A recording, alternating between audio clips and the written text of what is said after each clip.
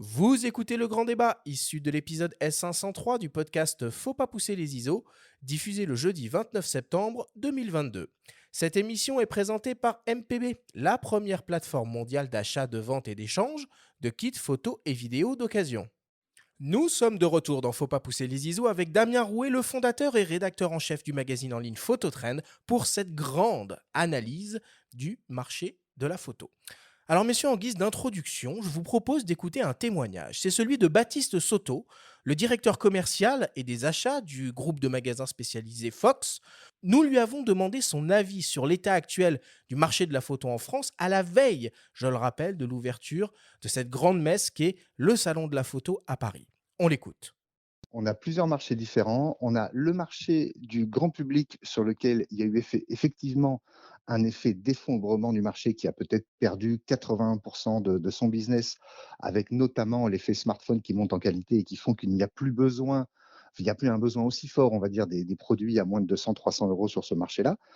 Par contre, sur le marché expert, je vais qualifier globalement les produits APS-C Micro 4 tiers expert, les produits plein format.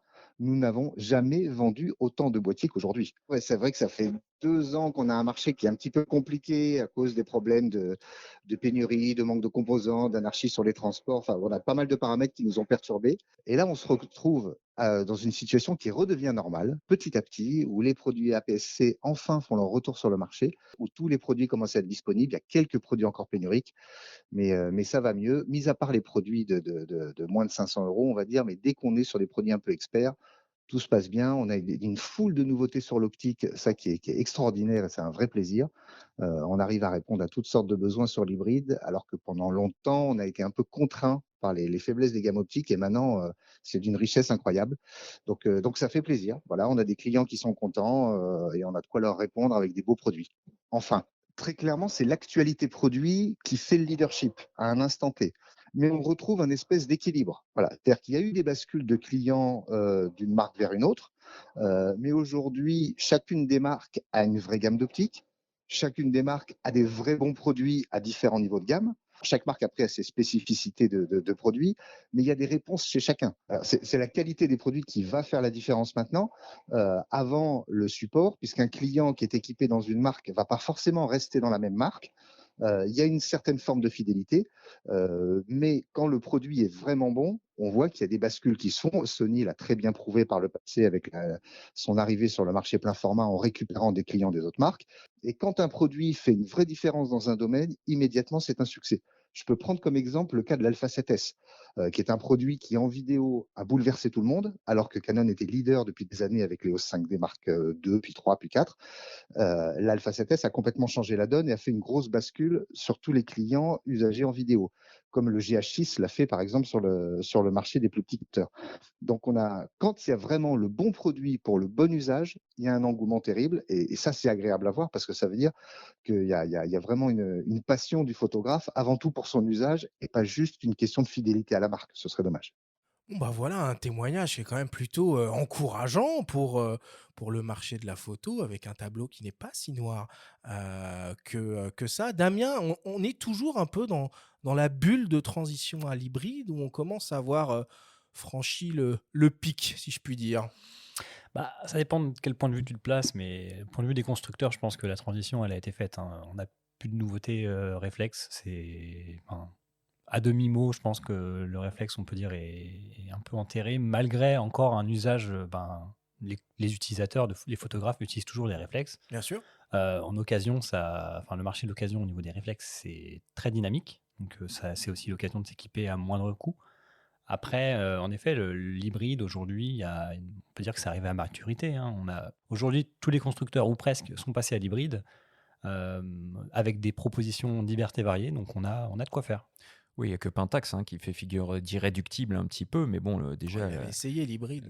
Oh, ouais, par 2 fois d'ailleurs et non, ils sont pas arrivés, ou en tout cas, ils ont pas, persévéré. À l'époque, c'était peut-être trop tôt. Ça arrive parfois d'avoir raison trop tôt. En tout cas, en dehors de Pentax, c'est vrai que le réflexe est plus trop d'actualité. De toute façon, des marques comme Canon ont annoncé officiellement que sauf si la demande l'exigeait, le développement de nouvelles optiques serait interrompu. Ce hmm. qui veut dire en creux que il n'y en aura pas forcément Après, de tu nouvelles. sais, il faut jamais Voilà. dire jamais, hein. Il y a des Ah rumeurs non, comme quoi Leica ressortirait un boîtier argentique, hein, c'est pas donc vrai. je te Ah jure. oui? Donc voilà. Après, tout n'est pas si noir, non, mais ça dépend, comme Damien le disait, ça dépend du point de vue, ça dépend aussi par quel bout on prend le marché. Puisque il parlait du marché d'entrée de gamme aussi, hein, Baptiste, dans son témoignage. Le marché d'entrée de gamme, il est quand même sinistré. Il est abandonné au niveau des compacts, hein, au niveau des compacts grand public, mais de plus en plus aussi au niveau des compacts experts, parce qu'on ne voit plus. Les séries Ouais. RX100 chez Sony commencent à se tarir un petit peu. On voit les D'ailleurs, ZV hein, qui d'ailleurs, je sortent, crois que mais le RX107, le dernier, voilà, 7, on en est au et 7. ouais, il est plus forcément produit ou produit. dispo. Enfin, Ouais, je sais ouais. pas, mais c'est le Ouais. RX106 qui marche bien. Bah absolument. Donc, tu vois, ces produits-là, les PowerShot G chez Canon, les TZ chez Panasonic, qui étaient des produits quand même importants, assez symboliques, que beaucoup de gens pouvaient avoir sur eux en complément d'un téléphone aujourd'hui, c'est plus le cas, quoi. On voit plus ces produits-là. Et puis Nikon et Lumix ont officialisé cette année aussi l'arrêt de recherche et développement sur les compacts. Bon, il y a La messe est clairement dite. un tournant, la messe est dite, ouais. Donc on est sur un marché maintenant d'expertise et de loisirs de luxe. En tout cas, il y a un truc qui est quand même super chouette, c'est qu'avec cette transition à l'hybride, tous les constructeurs ont introduit une nouvelle monture et remettent à jour ou développent des gammes entières d'optiques. Donc c'est vrai que on le voit bien dans l'émission, les annonces de nouveaux objectifs, c'est toutes les semaines. C'est cool ça. Oui, ça a toujours été un peu le cas. Les optiques, depuis que des marques comme Samyang ont pris la roue de Sigma et Tamron, notamment à l'époque des réflexes, on a toujours vu beaucoup d'optiques. Là, c'est vrai qu'il y a peut-être une frénésie. Et bon, la monture, depuis un moment, elle va en poupe, hein. Tout le monde s'en empare, que ce soit Voigtlander, Samyang, Vitrox. Enfin, on peut tous Tamron, les citer. Sigma, les gros aussi. Voilà. Et bien sûr, Tamron Sigma qui continue aussi à développer. On va parler de tout ça, hein, puisqu'on va entendre les uns et les autres. Maintenant, c'est bien. En tout cas, ça me plaît qu'on parle de monture plus que de marque, parce que, à mon avis, c'est comme ça qu'il faut raisonner. Il faut raisonner en termes de monture avant de parler de marque. Mais bon, Sauf qu'aujourd'hui, voilà. majoritairement, une monture égale une marque presque. Ouais. À part Sony, on va Eh dire. ben, ouais, Oh, Nikon maintenant, ça Nikon commence arrive, un peu à voilà. s'ouvrir. Voilà, mais- c'est ça. ouais, non, justement, la monture, elle regroupe Sigma, Lumix, Oui. Leica. Oui, mais c'est là. Euh, Oui, C'est c'est les et utilisateurs petit à de petit- Canon qui sont un peu tristes, qui n'ont pas Oui, vraiment beaucoup et d'alternatives, voire pas du tout. surtout Pour qu'en ce l'instant. moment, voilà, avec Canon, bon, il y a eu une petite histoire dernièrement. Les optiques Viltrox Oui, AF. Samyang aussi, il y a eu une histoire. Samyang avec aussi, Samyang. ouais. Mais officiellement, je crois que Canon Allemagne a indiqué que les optiques Viltrox avaient été retirées en raison de violation de brevets, et ouais. de design Bien sûr. industriel. Bien sûr, mais on peut aussi espérer et voir, enfin on y viendra en Ouais. parlant marque par marque, que peut-être tout ça s'ouvre un petit peu, quoi. Ça va prendre un peu de temps, mais ça, on va y arriver, je pense. Bon, en tout cas, on a bien compris que les smartphones avaient fait beaucoup de mal à tout ce que tu disais, hein, les compacts, les boîtiers d'entrée de gamme. Est-ce que le danger, il n'est pas encore là, même sur le marché des amateurs, des passionnés? On voit les évolutions technologiques qui sont faites dans les smartphones. Damien, je sais que sur Ouais. Phototrend, vous suivez ça de près. C'est dingue, Bah, la c'est- vitesse à laquelle ça va. C'est dingue. Alors, certains diront que, je crois que c'était l'épisode précédent avec Jérôme qui disait qu'en gros, il y avait plus forcément de grosses nouveautés sur les smartphones aujourd'hui, avec l'iPhone 14 qui est une évolution. Mais c'est dingue aujourd'hui Alors déjà, aujourd'hui, nos smartphones ont plusieurs focales, donc on peut faire du téléobjectif, du grand angle, de C'est l'ultra des grand zooms, angle, c'est des des zooms. zooms. Il y a Sony qui a annoncé un zoom. Voilà, c'est intéressant. Après, en effet, je pense que les puristes verront toujours que le smartphone, c'est un complément d'autres choses. Mais pour le grand public, on a de moins en moins besoin, en effet, d'un appareil photo dédié. Mais avec son smartphone qu'on a toujours sur soi, on peut faire des très très belles images. On peut utiliser des formats RAW maintenant. Donc après, ça, pour pouvoir faire un peu de traitement. Mais surtout sur les smartphones, c'est la force de l'algorithme. On est sur de l'optique un petit peu, mais on est surtout sur un traitement logiciel algorithmique. Et Moi, c'est ça qui me fait peur, en fait. C'est-à-dire que quand on Mais connaît la pourquoi peur? puissance En fait, pourquoi employer le mot peur et pourquoi finalement tout ça En est une fait, très bonne nouvelle? ce qui me fait peur, c'est C'est que l'image. je sais que la puissance en R&D et en moyens financiers que peuvent mettre ces grands constructeurs de smartphones sur toutes ces fonctionnalités logicielles est sans commune mesure infiniment supérieure à ce qui est possible de faire pour nos constructeurs historiques d'appareils photo, qui encore l'avantage sur le hardware, mais c'est sur le software où ça va être dur de Mais suivre la c'est cadence. Tu vas c'est me pas parler grave, de- c'est pas grave. Les gens n'ont jamais fait autant d'images. Ils vont découvrir, ils vont s'initier, ils vont développer une culture de l'image. Et puis quand on va avoir envie, puis on en parlera prochainement dans d'autres émissions, on en a déjà parlé, de faire des tirages grand format, etc., où on atteindra les limites aussi du capteur, ou quand on voudra Bien tirer des sûr, belles images en basse lumière bien sûr, ou évidemment. au loin, on s'apercevra des limites de ces outils-là et on basculera vers un vrai appareil photo, ce dont on va parler un petit peu tout à l'heure, sans passer pour des dinosaures. Beaucoup parlé tout à l'heure. Voilà. Et il faut être clair aussi. La photo, enfin le marché de la photo a raté des étapes. Peut-être qu'à une époque, des constructeurs historiques auraient sorti un smartphone, je me souviens de Samsung ou Il y en a Kodak eu. qui avaient fait Oui, des essais. CM1. Et Pana, et notre fameux, on l'aime tous les deux avec Arthur, effectivement, le Nikon, CM1, moi je l'ai gardé avec le 28 mm focal fixe, Nikon. Bon, ces marques-là auraient investi de plein pied tout l'aspect ludique et de partage que permettent ces outils et qu'il ne faut pas négliger, hein, à la fin, c'est quand même ça qui prime. Bah, peut-être qu'on verrait ça différemment. Et le Zeiss, tu te souviens, il y a un Et le Zeiss. Zeiss, Mais ouais, alors il est là, sorti ou pas Bah, ce je sais truc-là pas. finalement? c'est une excellente Je question. sais pas, Alors, c'est un peu le serpent pour de mer. rappel, Ah ouais, c'était ouais, un ouais. compact expert 2436 de mémoire Oui. à focale fixe qui tournait sous Android Absolument. et qui avait la particularité d'avoir l'iPhone ZX1, non? Comment il embarqué s'appelait? à l'intérieur. Oui, oui, c'est ça. Présenté en marge de la Photokina quand la Photokina Dernière, existait. la Donc, dernière. on parle d'une autre époque. Mais Bon. enfin, moi, je veux dire par là, soyons quelque part optimistes. Il y a jamais eu autant de possibilités de faire des images et les gens peut-être n'ont jamais été aussi sensibles à ça. Voilà pour cette première approche, on va dire un peu globale, générale autour du marché. Maintenant, on va rentrer un peu dans le détail. On va passer à la moulinette, les principaux constructeurs de cette industrie. Et pour qu'il n'y ait pas de problème, pas de jaloux, on va traiter les choses par ordre alphabétique. On commence donc naturellement par Canon. Et on vous propose d'écouter le témoignage de Claire-Anne de Villard, la directrice marketing de Canon France. Nous lui avons demandé de nous expliquer la stratégie de la marque sur la monture RF avec les boîtiers APS-C et 24-36 mm. On l'écoute. La stratégie de Canon autour du système R et des optiques RF, je pense qu'il faut repartir un tout petit peu en arrière, pas beaucoup. Il y a un tout petit peu plus de 4 ans, on lançait le système R et on lançait surtout cette nouvelle monture RF. Le système EOS, il avait duré une 30aine d'années, qu'il était temps de repartir pour les 30 prochaines années avec une monture optique pour être le point de départ ensuite de nos nouveaux appareils photo. Et donc, c'est à partir de ce moment-là qu'on a lancé nos hybrides R.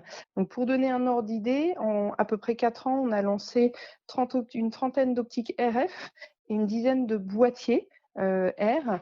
Et donc, R7 et R10, ça va nous permettre d'élargir, d'étoffer encore la gamme pour être à chaque fois un tout petit peu plus fin dans les usages qu'on va permettre. On va pouvoir chercher des utilisateurs qui vont avoir une utilisation notamment dans l'animalier et notamment dans la vitesse, tout en ayant une utilisation hyper simple des optiques parce qu'ils vont avoir accès à toute la gamme des optiques RF. Et on a aussi lancé des nouvelles optiques RFS, de la même manière qu'on avait les optiques EFS qui sont aussi dédiées à ce type d'appareil. Si on parle un petit peu du futur, et on est dans une entreprise en tout cas qui ne dévoile pas en avance les lancements de ces futurs boîtiers. Ce que je peux dire, c'est me baser sur le passé proche. C'est qu'en 4 ans, on a eu à peu près 30 optiques, 10 boîtiers. On est vraiment encore en train de compléter la gamme. À aujourd'hui, je pense qu'on a déjà, on peut dire, une gamme complète qui permet de couvrir tous les usages. Il faut patienter pour continuer à voir les nouveautés produits, mais en tout cas, généralement, on a des belles gammes produits dans les tiroirs en permanence.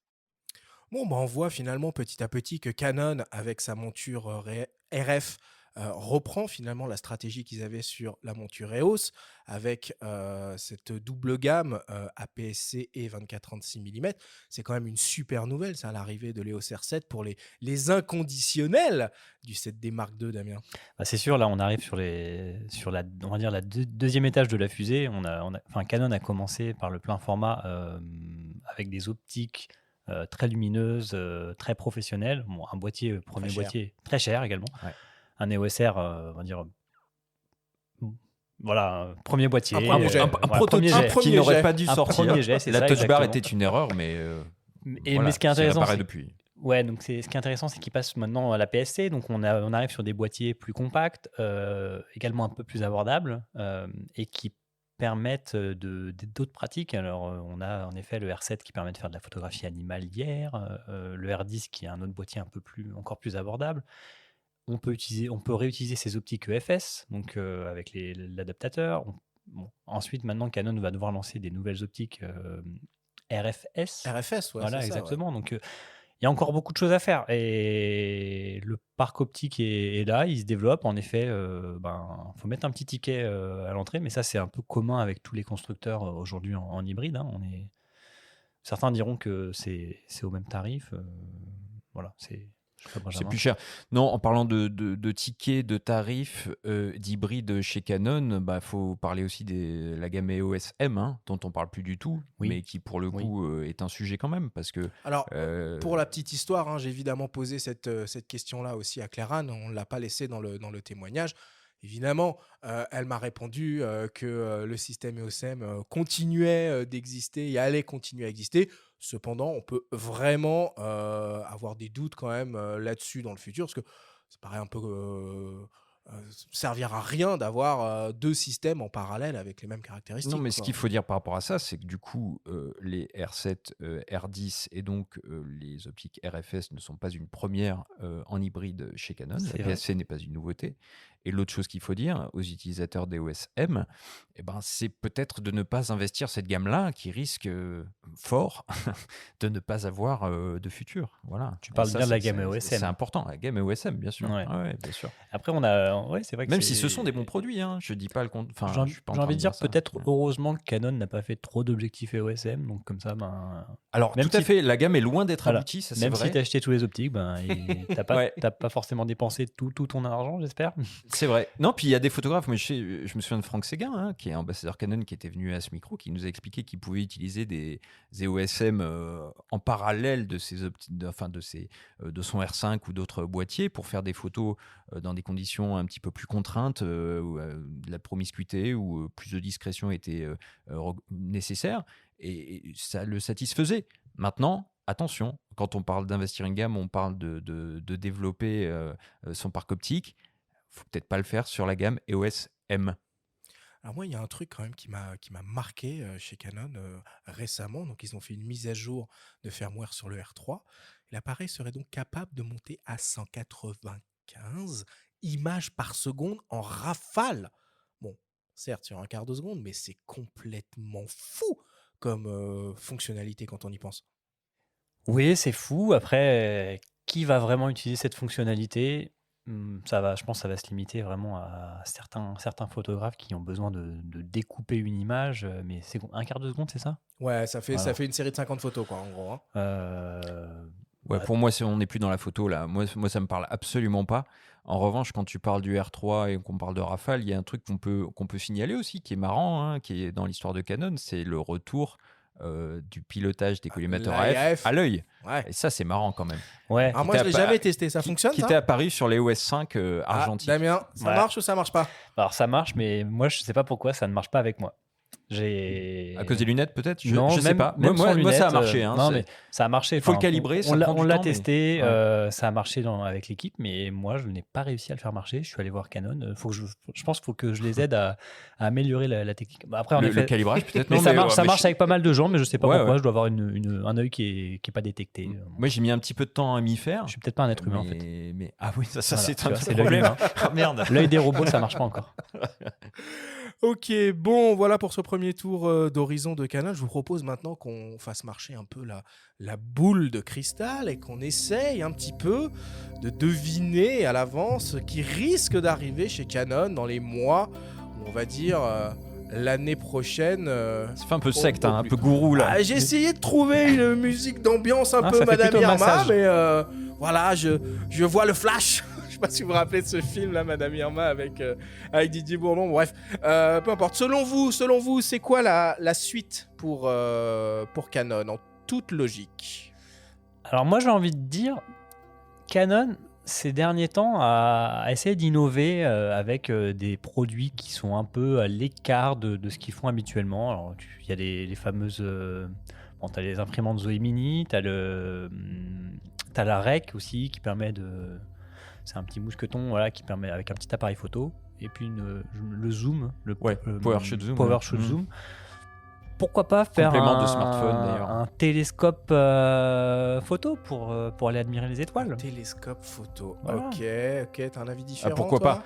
Non, bah, si on se place du point de vue raisonnable, Non, Ouais. bien sûr. Soyons raisonnables. il manque en manque un. il manque le R1, évidemment, Oui, si on peut l'appeler comme ça, puisque bon, Il n'y a pas de nom final. il n'y a pas encore de nom final. Et si bien même, Là, il y a des chances quand même qu'il s'appelle comme ça. et s'il y en avait R0 un, évidemment, on n'est pas au courant. Évidemment. R1X, peut-être. Ah oui, Ouais. ça me dit quelque chose. Ça pourrait. Ouais. Mais en effet, peut-être un boîtier Ultra pro, quoi. ultra pro, ultra sportif. Oui, même- parce que le R3 est certes un super boîtier, Mm. et ça, tous les photographes qui l'utilisent autour des terrains, ils ont l'air très contents.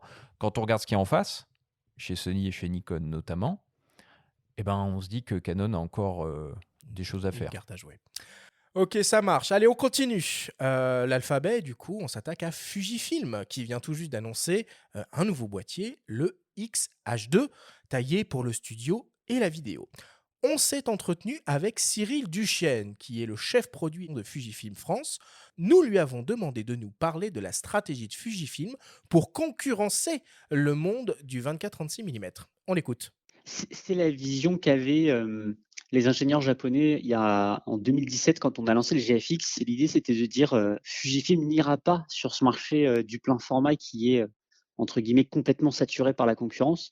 Nous, on avait décidé de se battre sur deux autres formats qui étaient un peu délaissés pour le coup par la concurrence. Il y avait ce grand format qui était le but de proposer de la très haute définition pour les personnes qui trouvaient que la qualité d'image du plein format était peut-être un peu limitée.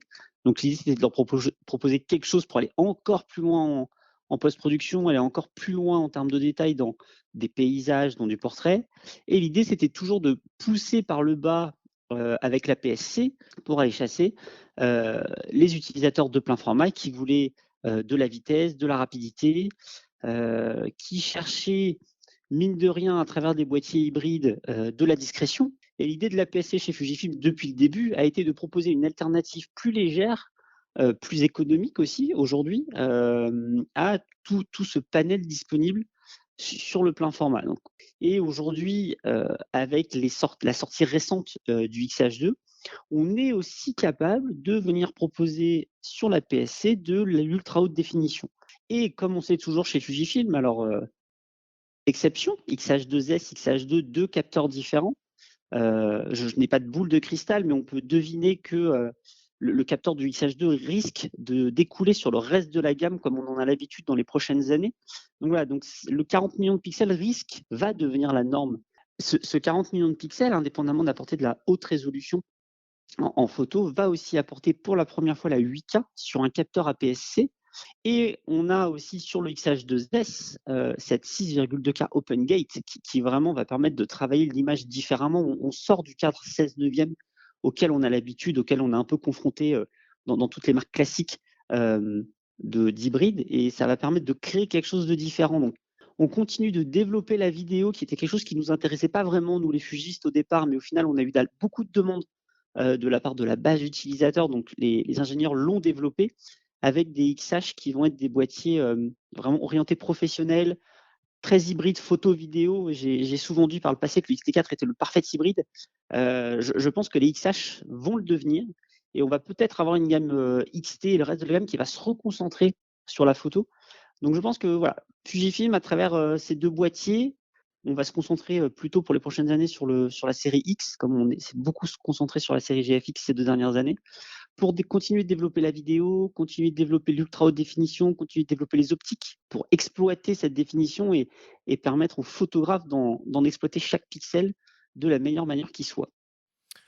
Bon, ben voilà, on le comprend bien, hein, c'est la stratégie. Il dit plein de choses passionnantes, hein. Stratégie de l'étau, APS-C d'un côté, moyen format de l'autre. Selon toi, Damien, c'est quoi qui concurrence le plus le 24-36 ? C'est un APS-C ultra défini ou c'est un moyen format ? Moi, je trouve que déjà la stratégie de Fujifilm, elle est intéressante et elle est très claire. Elle est originale et il donne des choses. Enfin, j'adore Fujifilm. Un petit aparté, les événements X Summit qu'ils organisent à chaque fois pour présenter leurs nouveautés. ils présentent aussi la roadmap, ils présentent des nouvelles choses qui vont arriver. Ils ont des ambassadeurs qui ont testé les produits. Enfin, c'est. Et les ingénieurs disent souvent beaucoup de choses Oui, aussi. exactement. C'est sur 50 mm 1, ils avaient expliqué pourquoi ils n'avaient pas réussi à faire un 33 mm, enfin F1 à l'époque. Enfin, je suis d'accord avec toi. Voilà, c'est passionnant, hein. ils ont une certaine transparence qu'on apprécie beaucoup. Donc après, tu me demandes, est-ce que la PSC est le moyen, qu'est-ce qui est le plus concurrence le plus le plein format entre la PSC et le moyen format? J'ai envie de dire les deux et aucun des deux parce que chacun a son intérêt. Fujifilm a commencé sur la PSC et la stratégie de se dire on va pas faire comme les autres et plutôt aller sur le moyen format plutôt que le plein format, je pense qu'elle est réussie parce que quand on voit les parts de marché que Fuji a réussi à avoir sur le moyen format justement, alors certes ils ne s'en vont pas des palettes entières tous les jours, mais je me souviens plus des chiffres, mais c'est une croissance énorme déjà de ce marché-là. Et le rendre abordable de plus en plus. Et c'est ça, le rendre abordable. Et à côté, on a des acteurs comme Hasselblad ou Pentax qui font un peu grise mine, hein, je pense. En tout cas, Fujifilm est cohérent. Ça, c'est la chose qu'il faut dire parce que sur la tendance actuelle du marché, Baptiste le disait en introduction de notre échange, un marché qui revient aux petits capteurs, entre guillemets, ce qui n'a rien de dégradant, hein, mais au système APS-C micro 4 tiers en force. Fujifilm, depuis le début, en hybride, il mise sur le format APS-C. Donc ça, pour le coup, c'est très cohérent. Et à mon avis, ce qu'il faut dire, c'est pas qu'ils vont concurrencer le plein format, enfin que le moyen format ou l'APS-C vont concurrencer le plein format. Le risque pour Fuji, c'est presque de s'auto-concurrencer. Je m'explique, c'est-à-dire que le XH2, qui propose aujourd'hui une très haute définition sur de la PSC, va peut-être commencer à faire un petit peu d'ombre à l'entrée de gamme moyen format chez eux. Il va falloir que dans les discours, ils soient malins, ils soient il ne parle habiles. pas de moyen format, il parle de grand format. Oui, Tout à fait. Ouais, ça, bon. Ça se discute. Hein. Ouais, pourquoi pas. Large format, pourquoi pas. En tout cas, un GFX 50S Mark II, qui est un très bon boîtier avec un autofocus quand même largement en deçà du GFX 100S, qui est vendu 2 fois plus cher, peut commencer à avoir un peu peur de voir arriver un XH2 qui sont de merveilleux boîtiers. Alors, j'ai pas encore testé le XH2, mais le XH2S, qui est à mon sens le meilleur APS-C que j'ai jamais utilisé, avant le Nikon D500 auparavant, qui était un réflexe extraordinaire. Le XH2S est un formidable outil. C'est un rock, c'est très solide. La qualité d'image est assez époustouflante, la stabilisation est là. Finalement, autant d'ingrédients qu'on peut louer sur des appareils plein format, on les retrouve sur la PSC Et avec c'est une super gamme réactif optique aussi. superbe et l'autofocus. Tu as raison de le souligner, c'est très important. Progresse, un argument de plus qui va contre le GFX 50S Mark II qui souffre d'un autofocus pour moi à la traîne. Certains diront que le moyen de format, c'est aussi une autre pratique photo, qu'il faut prendre son temps. Absolument, bon. absolument. Et quand on a testé, on n'a pas encore publié le test, mais on a testé le GFX 100S, et en effet, si tu vas trop vite, dans tous les cas, ton image est ratée. Si tu vas trop vite, ton image est ratée. Et puis pour ceux qui veulent faire une autre photo, comme tu le dis et tu as raison, tu peux aussi utiliser le mode haute résolution que tu trouves sur le XH2, donc de 40 millions de pixels, tu peux passer à 160. Bon, ça s'envisage tout ça. Il y a un truc aussi qui est important de souligner dans cette stratégie globale de Fujifilm, c'est qu'ils ont eu la très bonne idée d'ouvrir relativement récemment leur monture. Alors je parle de la monture X pour les hybrides En 2020. APS-C, et que du coup maintenant les utilisateurs d'hybrides Fujifilm ont vraiment du choix et on commence à avoir une réelle, alors c'est le début Oui, encore, oui. mais une réelle gamme d'alternatives chez Sigma et chez Tamron, et ça c'est vraiment une bonne nouvelle. Ouais. Oui, c'est vrai que alors, la gamme d'optiques, ça fait 10 ans, je crois, que la monture X existe. C'est leur 10e anniversaire cette année. Et bon, les optiques Fujifilm, elles ont toujours eu, voilà, les photographes Fuji adorent les optiques Fuji parce qu'elles sont compactes, légères, lumineuses, Très ergonomique bien aussi. construites, très bien construites. très voilà, bien construites, ergonomiques.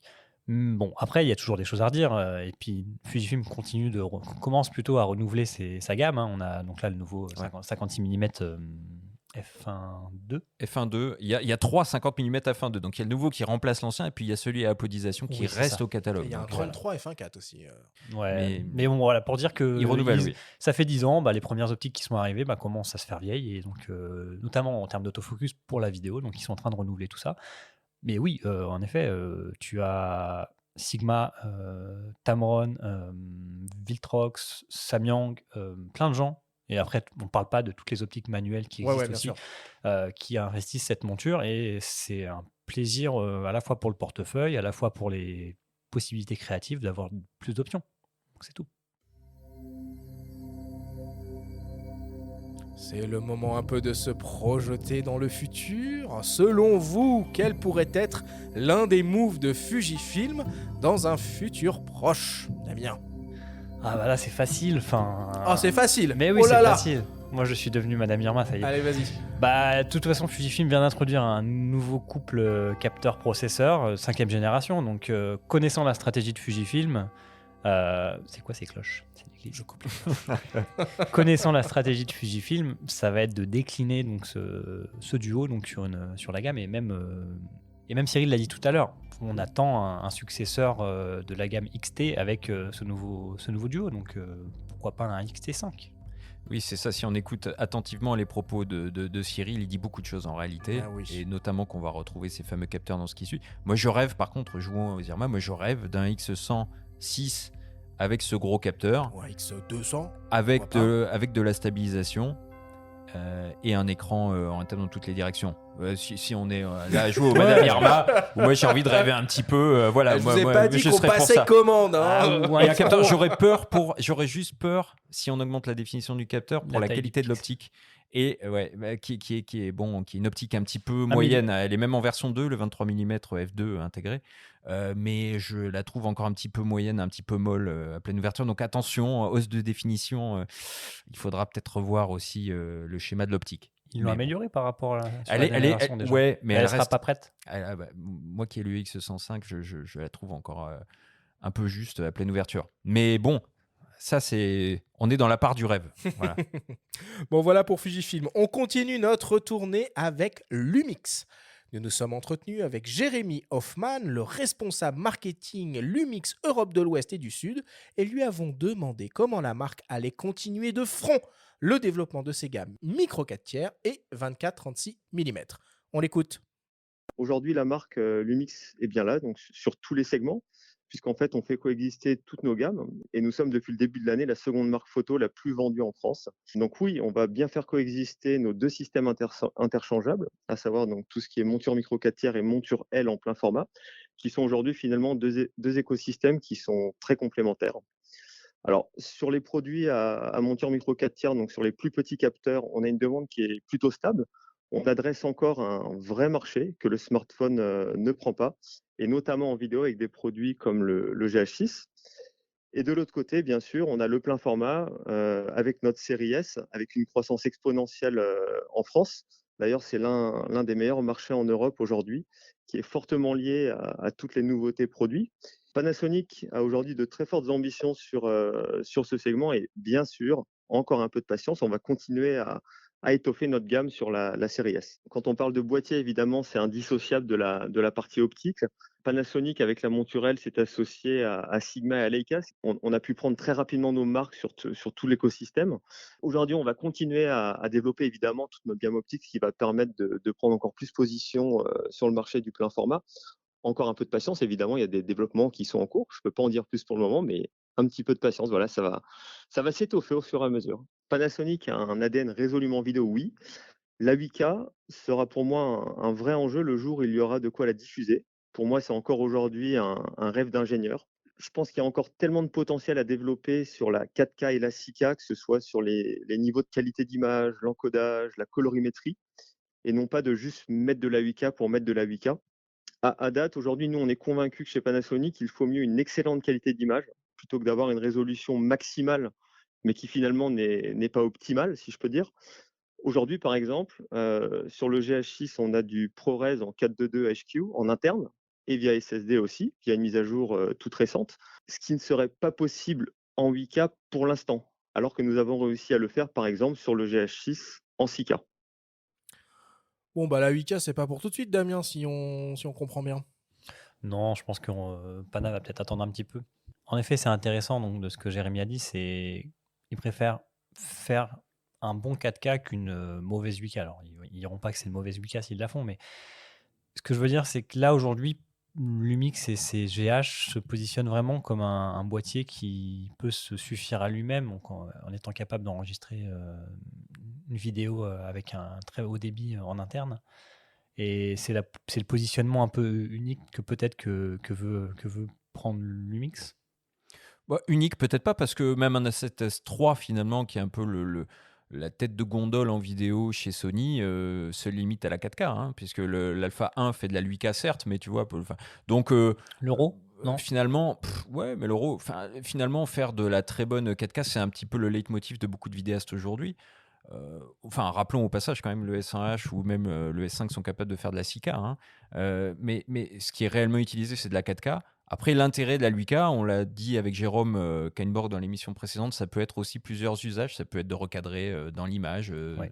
Voilà, ça peut être intéressant. Mais la 8K, c'est pas vraiment finalement un sujet de préoccupation. En revanche, pour l'anecdote, je me souviens qu'une des dernières éditions de la Photokina, dans l'ancien monde, Lumix s'engageait à proposer la 8K au moment des JO de Tokyo, qui auraient dû avoir lieu en 2020. Oui, Bon, c'est vrai. finalement, ça n'a pas été le cas, donc on peut dire qu'il travaillait Paris dessus. 2024. Et sait-on jamais, non, mais ça montre aussi, et ça, Jérémy le dit bien dans son intervention aussi, que finalement, les moyens de diffusion de la 8K n'ont pas aussi gagné les ménages, etc. Donc c'est finalement un enjeu plus de geeks ou de passionnés comme nous, de férus de technologie, qu'un réel enjeu de pratique. Bah, ça reste pratique, comme tu disais, pour le recadrage et donner plus de latitude et de possibilités quand tu cadres, quand tu filmes. C'est ça, après il faut gérer les poids de fichiers, etc. En tout cas, là on C'est parle ça. de vidéo, et Jérémy manie plutôt bien l'art du teasing, hein, puisqu'il laisse entendre que là il y a des sorties qui vont venir si on l'écoute bien. Donc on est curieux de voir un peu ce qui vont sortir, parce que quand même, le talon d'Achille à l'heure actuelle, hein, des Panasonic, c'est quand même l'autofocus par rapport à la concurrence. L'autofocus à détection de contraste qui est souvent pointé du doigt. Là encore, Jérôme, dans l'émission précédente, décidément, si vous écoutez cette émission, écoutez l'émission précédente, parce qu'il y a des ponts. Fatalement, il y a des ponts. On a beaucoup parlé de matos. On a parlé dans l'émission précédente de vlog, de stream. De vlog ou de vlog De vlog. De vlog. Et de vlog, tu vois, de vlog et de stream. Vous faites bien de me reprendre. Et écoutez absolument cette émission pour comprendre ce qu'on vient de dire. Et du coup, il y a forcément des points à faire. Et voilà. En tout cas, vis-à-vis de la stratégie 24-36 mm, hein, ce que je vais essayer de le rappeler quand même, parce qu'il y a peut-être des auditeurs qui n'ont pas bien conscience de ça. Panasonic est rentré sur ce marché de l'hybride 24-36 en 2019 avec 3 boîtiers pour 3 déclinaisons différentes, S1, S1R, S1H, et ont adapté cette monture L, qui est en fait une alliance entre Panasonic, Leica et Sigma. Et ce qui fait que finalement, on a un parc optique absolument incroyable, compatible avec ces appareils-là, avec des modèles dans les 3 marques. C'est là que tout à l'heure, je voulais qu'on parle plus de monture que de marque, parce que finalement, c'est ce genre d'exemple, d'ailleurs, qui montre tout le sens de cette approche-là. Le seul. C'est que si on regarde un petit peu juste la gamme Lumix S, c'est vrai qu'elle paraît un petit peu balbutiante, et elle l'est, d'ailleurs. Il y a beaucoup de vide à combler. En revanche, si on rajoute les optiques Sigma DGDN qui existent en monture L, là, on commence à avoir une gamme d'un tout autre calibre, hein, et qualitatif, quoi. Bah c'est un peu l'effet, je pense, attendu. C'est qu'au lancement de cette alliance, on s'est dit, bon, bah, qu'est-ce qu'ils vont faire? Et là, on se rend compte que à chaque nouveauté Sigma, par exemple, alors, il y a la monture E, Sony, mais on a la monture L également. Donc, il y a juste un déficit, à mon avis, de communication et de lisibilité pour l'utilisateur et le consommateur. Alors peut-être nos auditeurs se reconnaîtront dans ce que je dis ou pas, je ne sais pas, mais moi, vu de loin comme ça, ou étant dans ce milieu-là, j'ai l'impression que c'est pas forcément très lisible pour le consommateur. Tu veux dire que la monture, les optiques, qu'il faut considérer cet écosystème dans son ensemble, ouais. Et vis-à-vis du système micro 4 tiers, alors l'année dernière, ils ont lancé le retour du roi avec le GH6, un boîtier très orienté vidéo, mais ça fait longtemps qu'on n'a pas vu arriver quelque chose de très orienté photo là-dessus. Ouais, mais je pense que c'est la stratégie de Pana là-dessus, c'est de conserver la partie GH pour la vidéo, parce qu'en photo, ils se rendent compte qu'ils sont concurrencés par le smartphone. Et alors certes, le capteur est un peu plus grand, Mais est-ce qu'il est suffisamment plus grand? Est-ce que si peut-être en photographie animalière, voilà, ou Ah sportive, ouais. voilà. Mais Ouais, bon, mais il y a la PC. Tu parlais à juste titre des parts de marché prises par Fuji. C'est On vient ça. de louer les appareils Fuji. On voit un R7 qui débarque. Ça va être C'est ça. compliqué pour le micro 4 tiers de faire une place. Alors que moi, j'aimerais bien. Alors, on devance la musique de Madame Irma. Oh, bah attends, Tu attends, peux la attends, lancer. attends. Voilà, parfait. Putain, on commence à travailler des lancements directs, on devient pas mal. Et là, pour le coup, moi, un G9 Mark II, j'aurais trouvé ça formidable. Parce Ah, que je mais le trouve que G9, c'est un appareil formidable, le G9.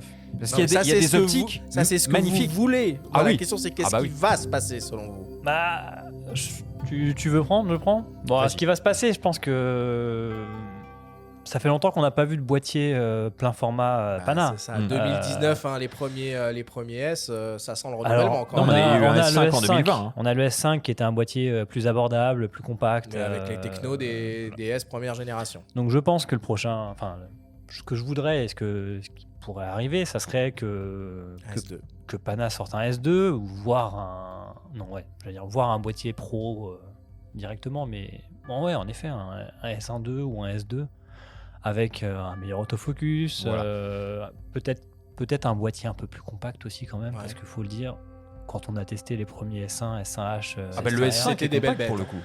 C'est Lequel Le S5. Oui, le S5, mais justement, Ah oui, oui. s'inspirer du S5 pour. Ah bah oui. Oh, mais je pense pas que. Enfin, moi, je serais très surpris qu'ils reviennent au S1 parce que là, pour le coup, tu sens un S5 qui est enfin un hybride compact. C'est ce qu'on veut un peu parce que le S1, c'est des tanks. Alors, ça peut parler à certaines personnes. Après, hein. moi, C'était moi très j'adore réussi, hein. j'adore les boîtiers qui ont une bonne ergonomie. Ouais. Et là-dessus, bon, il y a d'autres marques qui font des choses très bien. On en parlera peut-être tout à l'heure. Bien sûr. Et donc, le S1 en soi, tu le prends bien en main, mais c'est un boîtier qui est assez imposant, assez encombrant. Donc, tu Absolument. rajoutes une optique lumineuse et tu as quelque chose qui n'est pas forcément plus léger qu'un réflexe. Ouais, tout à fait. Non, moi, je les vois pas revenir à un truc aussi gros. Je pense qu'ils devraient. En tout cas, je souhaite qu'ils continuent sur la voie du S5, qui est, à mon avis, un très bon produit. Mais il faudrait une cadence un petit peu plus ambitieuse pour ne serait-ce que être un petit peu plus face à un Z6 Mark II ou un Alpha 7 IV ou 7 III même. Et surtout, on l'a dit, un autofocus, peut-être à détection de phase. Il faudrait qu'ils arrivent à dépasser peut-être ça, quoi. On en a suffisamment parlé à ces micros. Voilà pour Lumix. Et on continue dans la liste des grands constructeurs et on s'intéresse à Nikon, qui a impressionné tout le monde l'année dernière avec le lancement du Z9, l'appareil ultime pour tous les photographes et tous les vidéastes. Nous nous sommes entretenus avec Nicolas Gillet, le directeur marketing et communication de Nikon France, et on lui a demandé de nous parler de la stratégie de Nikon vis-à-vis de la vidéo, car il est vrai que dans ce domaine, la marque a moins d'expérience et peut-être même un peu moins de légitimité que d'autres. On l'écoute. On a une notoriété auprès des vidéastes qui n'est pas celle qu'on mérite certainement. Paradoxalement, on a été les premiers, il y a quand même pas mal d'années déjà, à proposer de la vidéo sur un réflexe. On n'a peut-être pas fait un suivi de cette capacité assez précis. Aujourd'hui, avec la gamme Z, c'est vraiment différent. On a conçu et pensé cette monture et le système pour la vidéo aussi bien que pour la photo. Par exemple, le Z9, évidemment, c'est notre fer de lance. C'est le premier boîtier à pouvoir faire de la 8K en 60p en RAW et pas que de la 8K, on fait aussi de la 4K en RAW. Donc on met tout ce qu'on sait faire là-dedans sans se limiter, ce qui permet en fait d'ouvrir des possibilités sur des boîtiers beaucoup plus polyvalents que des caméras dont c'est l'unique fonction de faire de la vidéo. À la fois par la monture qui offre des fonctionnalités intéressantes en vidéo grâce à la conception optique qui est plus silencieuse, qui permet de corriger le focus bracing, donc des choses qui sont vraiment intéressantes pour le vidéaste. Et puis évidemment tout ce qui est avec les formats vidéo, les codecs qui sont extrêmement performants. Clairement, on a pour l'instant en tout cas toujours l'ambition de développer des appareils qui fonctionnent en fait pour les deux mondes. C'est d'autant plus intéressant de notre point de vue qu'il y a beaucoup de photographes qui sont aujourd'hui amenés à faire de la vidéo, peut-être aussi des vidéastes qui s'intéressent à la photo, et c'est vrai que d'avoir un outil qui permet de faire les deux et de partir avec un boîtier par rapport à des caméras pro, on va dire, qui nécessitent tout un un panel d'accessoirisation et qui sont compliqués à mettre en œuvre, un Z9, ça, on le sort du sac, on l'allume et il est prêt à faire son travail. On est super content de l'évolution du gap qui a été fait d'un seul coup avec le Z9. Donc le savoir-faire et la technologie du Z9, évidemment qu'on peut espérer qu'elle soit démocratisée dans d'autres boîtiers plus abordables, on va dire, dans le futur. C'est toujours comme ça qu'on procède. On met en place en fait des technologies grâce à des processeurs hyper performants et qui découlent en fait sur les gammes du dessous. Et puis surtout peut-être encore plus de continuer à avoir une gamme d'optiques de plus en plus riche. L'adaptation possible avec la FTZ est intéressante, mais les innovations et les qualités que permettent cette nouvelle monture sont assez infinies. Donc on continue à développer tout ça. Damien, selon toi, Nikon, il a raison de jouer la carte de la vidéo face à Canon, Sony et Lumix? C'est une bonne question, ça. C'est vrai que Nicolas en parlait de la vidéo. Ça fait un moment que Nikon en fait, mais bon. Et ils ont Il été y a les eu premiers. premiers, C'était les premiers. sur Il y a eu 90, 90, hein. ouais, en HD à l'époque, ouais. Ouais, mais il y a eu des très bonnes évolutions et c'est vrai qu'aujourd'hui, la vidéo avec Nikon s'est bien améliorée. J'avais testé, alors je crois que c'était sur la PSC, le Z50. En vidéo, il était très très très bien. Et même les boîtiers plein format. Après, moi, je suis pas spécialiste vidéo, je pense, hein, mais on le voit, de toute façon, on le voit, tous les constructeurs aujourd'hui ont une approche un peu hybride et veulent faire de la photo et de la vidéo. Alors, sauf d'autres qui viennent, par exemple, Hasselblad qui vient de sortir un boîtier qui n'est que photo. Mais oui, je pense qu'ils sont tout aussi légitimes que Canon ou Sony à faire de la vidéo et c'est ce que demande le marché, donc ils sont dans la bonne direction. De toute façon, la preuve, elle est là, hein, le Z9. Je veux dire, là, c'est le boîtier qui confirme toutes les ambitions de Nikon. Il n'y a rien à dire. C'est un boîtier absolument extraordinaire. Et en plus, il se paye le luxe de sortir un format RAW propriétaire en vidéo. Et là, c'est totalement inattendu. Donc, non, Nikon, ils ont toute la légitimité du monde à aller sur la vidéo. Et peu importe qu'il y ait Sony, Canon en face, même si leur cœur de cible vont rester finalement les photographes pros. On va en avoir à ce micro aussi pour parler des optiques hein, dans une émission spéciale. La semaine prochaine. Voilà, donc ça c'est important. Et la gamme optique est en pleine croissance. Il commence à y avoir très très belles choses. Et ce qu'il faut dire, c'est ce fameux ruissellement qu'on attend, hein, dont parlait Nicolas, c'est-à-dire le ruissellement de caractéristiques de technologie maison sur d'autres boîtiers à venir. Et là, effectivement, quand on voit la qualité du système autofocus du Z9, on salive d'avance. On se dit sur un futur Z6 Mark III peut-être, ou Z7 Mark III, ou d'autres futurs boîtiers, peut-être que tout à l'heure on en parlera autour de la boule de cristal de Madame Irma, ça fait très très envie. Il y a de grosses nouveautés, enfin de grosses annonces plutôt en termes d'optique chez Nikon. Ils ont dévoilé il y a quelques jours seulement une mise à jour de leur roadmap. Il y a vraiment des choses très intéressantes qui sont en train d'arriver en focale fixe, ultra lumineux. A priori, il y a un 35, un 85 et un 135 mm qui risquent de voir le jour. On a un 600 mm qui, a priori, utiliserait technologie Fresnel. C'est confirmé ça ? J'ai dit a priori. Tu as des rumeurs ? Tu as des sources ? J'ai dit a priori. Quand tu regardes la roadmap, il est pile enfin bref. Ouais. Qui devrait arriver.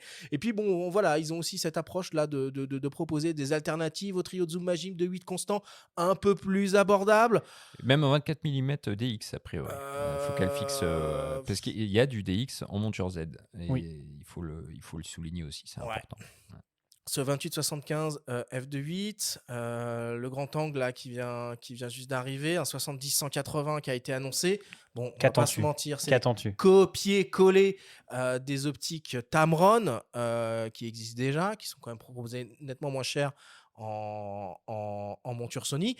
Bon, voilà, n'empêche que commence à y avoir des alternatives, parce que tout le monde, évidemment, ne peut pas mettre plusieurs milliers d'euros dans un zoom f2.8 constant. C'est ça, et puis le 28-75 ou le 28-75 ou le 17-28 f2.8, certes, peut-être qu'elles sont fabriquées par Tamron ou... Voilà, on ne sait pas, on ne saura peut-être pas. En tout cas, rien n'est officiel, mais c'est des alternatives très intéressantes.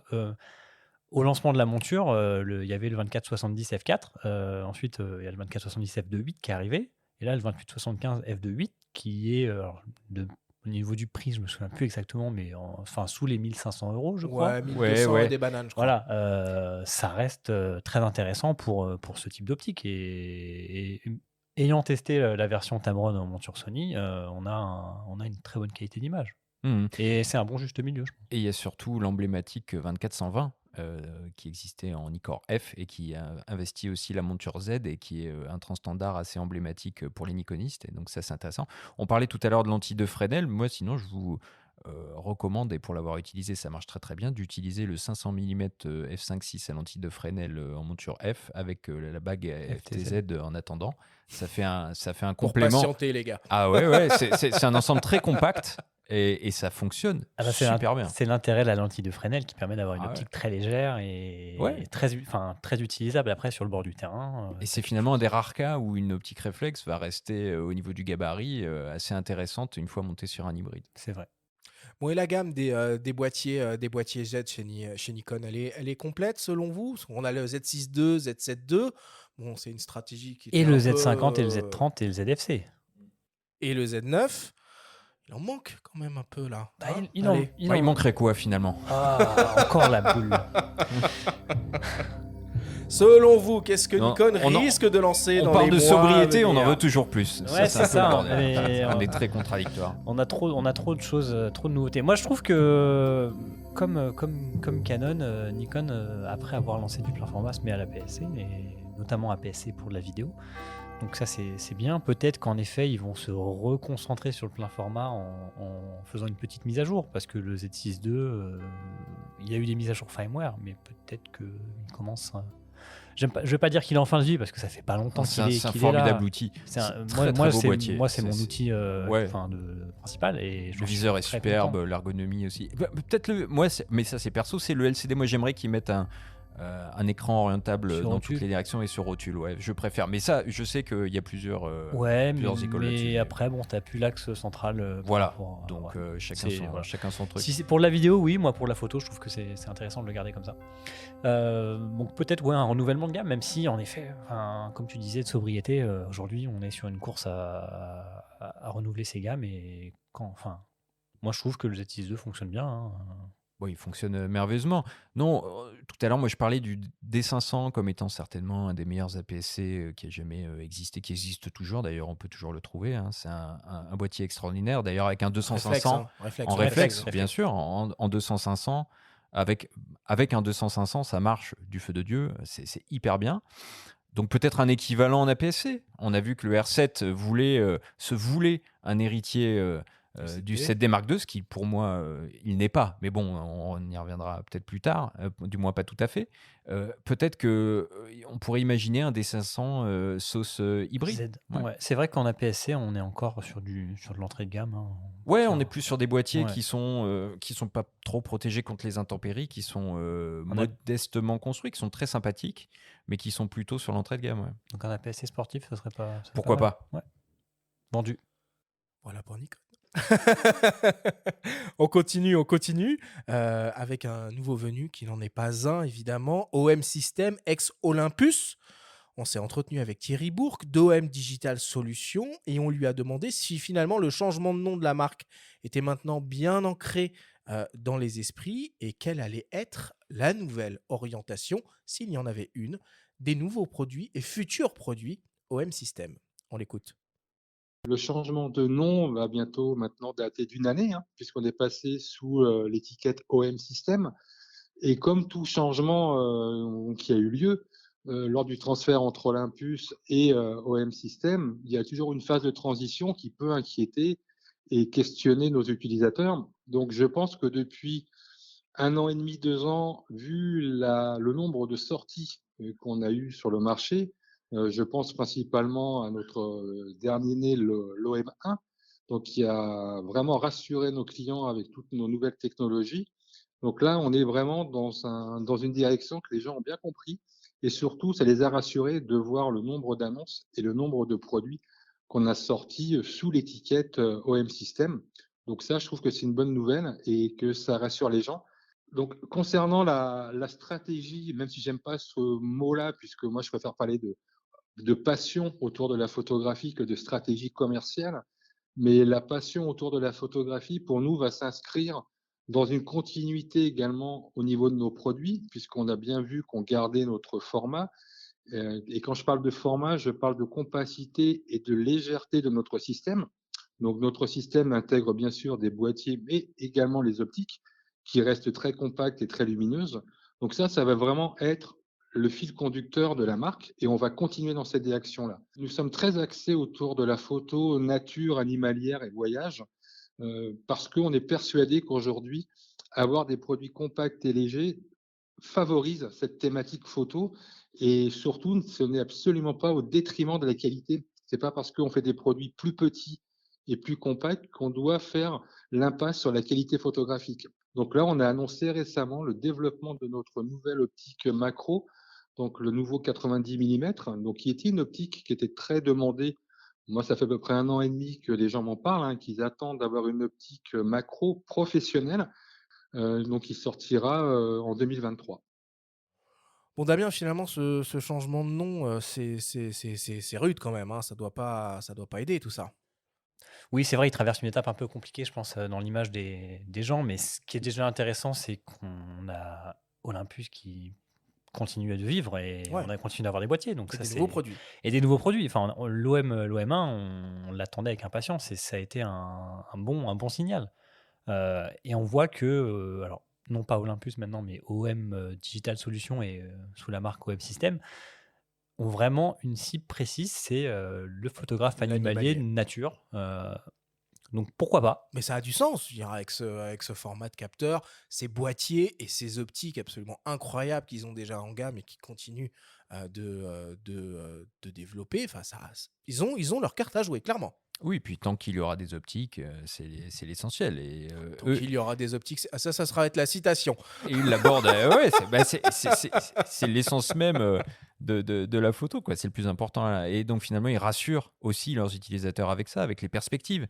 Et c'est vrai que la perspective d'un 180 mm macro en micro 4 tiers, en équivalent 24-36, hein, puisque c'est un 90 mm, c'est super intéressant. Ils ont déjà des optiques, des longues focales assez extraordinaires. On parlait tout à l'heure de perspectives concernant l'Umix d'un G9. Enfin, je rêvais d'un G9 Mark II, mais finalement, le G9 Mark II, il existe. Il s'appelle l'OM1, puisque les optiques Lumix et M-Zuico sont interchangeables, hein, rappelons-le. Donc, il y a de la cohérence. Après, il va falloir surmonter cette transition, en effet. C'est un changement d'entité. Est-ce que ça change la sève et l'ADN de la marque? Je ne le crois pas, et ça reste des outils fiables et de qualité. Bon. Puis je pense aussi c'est un changement d'ampleur de gamme. On est vraiment concentré sur le haut de gamme et c'est aussi le marché qui veut ça. Et aujourd'hui, peut-être que sortir un successeur de l'EM10 par exemple n'est pas forcément attendu. Alors, du moins sur certains. Mais si, il faudrait qu'il fasse du vlog. Voilà. Si vous voulez être tendance. Je vous arrête, messieurs, et je lance la petite musique. Il faut pouvoir la lancer pendant qu'on parle, ce sera encore plus classe. Là, t'as fait une pause. J'aime bien l'intro, Je trouve que ça pose les choses. Est-ce qu'il faut sortir du vlog? Non, mais je rigole à moitié, puisque je me souviens de certains lancements de pen EPL 7 ou 8 avec des adeptes disons des gens qui alimentaient des blogs de mode ou autre. Je me souviens de certains lancements de pen EPL qui étaient destinés aux blogueurs à l'époque. Bon, bah finalement, aujourd'hui, peut-être que là aussi, ils avaient eu raison un peu tôt, alors que la tendance aujourd'hui va à ces boîtiers-là. Et s'il fallait imaginer un futur, il serait peut-être pas sur l'entrée de gamme, en effet, quoi. Peut-être plus sur ces boîtiers haut de gamme. Mais le M1X n'a pas eu de successeur. Est-ce que ça veut dire qu'il n'a pas eu de succès? Je sais pas. Mais ce monobloc, finalement, ça a été le premier hybride monobloc avant le Z9 et le R3. Et ils sont revenus à quelque chose de plus compact avec l'OM1.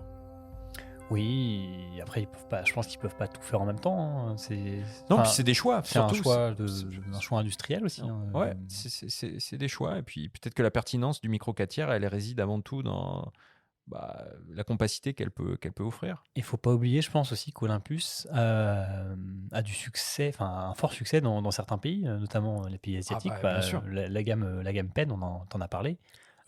Moi j'ai une requête, hein. Je veux bien un Pen 1. hein, le successeur du PNF, qui est mon boîtier chouchou, mon dernier appareil photo. Je suis complètement amoureux de cet appareil-là, avec une petite focale fixe lumineuse, toute légère, toute mignonne dessus. Moi, je veux une suite sur tout ça. Tu es blogueur lifestyle? Ah, pas du tout, pas du tout, pas du tout, pas du Mais il tout. n'est pas obsolète, hein, tu peux le garder, Ah, ton mais PNF, il est très très bien. Toujours dans mon sac, toujours dans mon sac. Ok, voilà pour OM System. Et donc on passe à Sigma, qui appartient à la Helmut Alliance, qui est très connue pour ses gammes d'optiques compatibles et qui propose aussi des hybrides 24-36 mm. Nous nous sommes entretenus avec Foucault Prové, le directeur de Sigma France, et lui avons demandé si la marque comptait s'ouvrir prochainement à de nouvelles montures hybrides et ce qu'il en était de ce fameux projet au long cours de boîtier hybride 24-36 mm équipé avec le fameux capteur Foveon. On l'écoute. Notre mission en tant que fabricant d'objectifs est de soutenir un maximum de montures. Ça, c'est la logique naturelle de l'entreprise. Notre maison mère au Japon travaille dur afin de développer des objectifs pour ces nouvelles montures. Mais malheureusement, je ne peux pas vous annoncer aujourd'hui si les produits sortiront très prochainement dans les montures Z ou éventuellement RF. En revanche, ce que je peux vous dire, c'est que nous avons déjà annoncé 3 objectifs en monture Fujifilm X au printemps dernier, et la réponse des utilisateurs de ces boîtiers a été très très positive. Alors, sur cette monture Fujifilm X, comme nous l'avons annoncé lors du lancement du 1850 f2.8 en monture E au printemps dernier, il sera décliné d'ici la fin de l'année en monture Fujifilm X également. En ce qui concerne le capteur Foveon, nous étions très bien engagés dans le développement d'un capteur plein format, mais le projet a dû être arrêté et redémarré de zéro il y a 2 ans. Donc forcément, ça prend un petit peu plus de temps que prévu. Notre président avait annoncé plusieurs phases de développement pour ce capteur Foveon plein format. La phase 1 de développement théorique est terminée. La phase 2 de réalisation d'un prototype en petite taille physiquement est terminée. Il reste actuellement la phase 3 et 4. Donc la phase 3, c'est le prototype de grande taille qui est en cours, mais dont les délais sont ralentis par la crise actuelle des semi-conducteurs.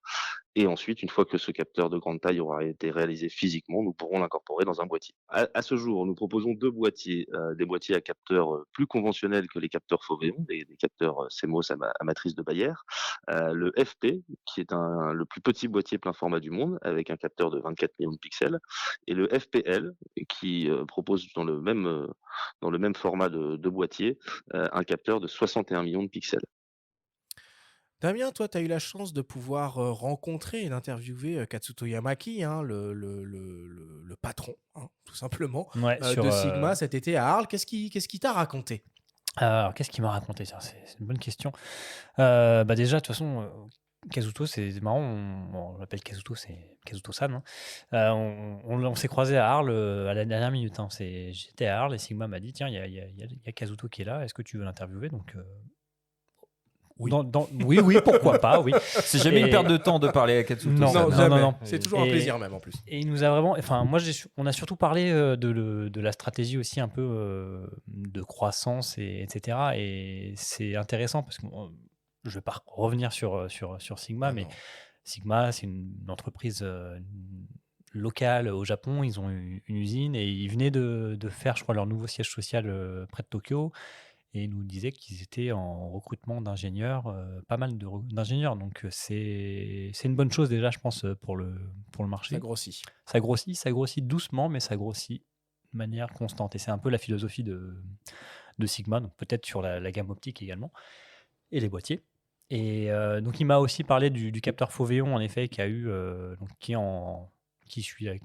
terminé sa phase 2 et qui est en cours de phase 3, mais malheureusement, je lui ai posé la question, est-ce que la crise des semi-conducteurs ralentit ce projet?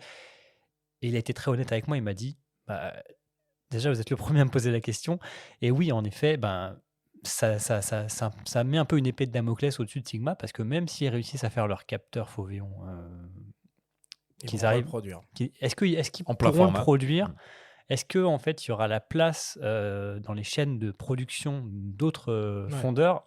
Ça, c'est vraiment la question qui se pose. Donc, j'espère que la situation va s'améliorer pour eux, pour qu'ils ne se retrouvent pas un peu en queue de peloton derrière des géants qui ont des demandes et des quantités beaucoup plus importantes. Donc, voilà, on croise les doigts pour ça. Oui, et puis en attendant, le nerf de la guerre pour Sigma, ça reste l'optique. Et là, dans ce domaine-là, ils font plaisir, quoi. C'est-à-dire que là, que ce soit en monture E, en monture L, en attendant décliner d'autres montures. C'est vrai que le trio 16 mm, 30 mm et 56 mm là, qui ouvre un 4 en APS-C décliné en monture X, bah, c'est une excellente chose. Hein. Les utilisateurs de Fuji vont être contents. Il y a aussi peu de chances que Sigma laisse Tamron s'aventurer seul sur la monture Z. Ouais, voilà. Enfin bon, ça on verra, mais ils ont de quoi faire sur les montures E et L.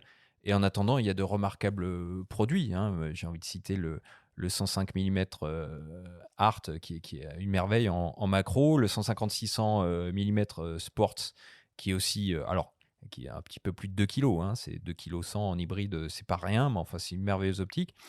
Et puis plus récemment, on en a parlé pour Nikon du 28-75, des 17-28, 70-180. Là, il y a bon marché, un 16-28 mm f2.8 qui sort en monture E, monture L.